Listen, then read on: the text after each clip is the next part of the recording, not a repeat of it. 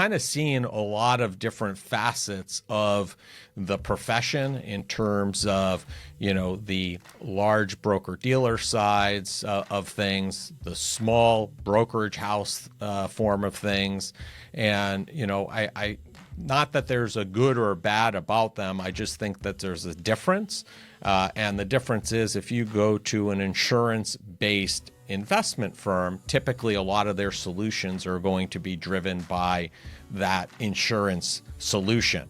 If you go to some of the large wirehouses like a Morgan Stanley or Merrill Lynch, they're predominantly investment focused. So a lot of their solutions are investment focused. And one of the things that I like about and have liked for a long time of being independent and having an independent registered investment advisory firm has been that we really don't have anybody driving how we're doing the planning. If the family's primary concern and need is protecting themselves from an insurance standpoint, we could go in that direction.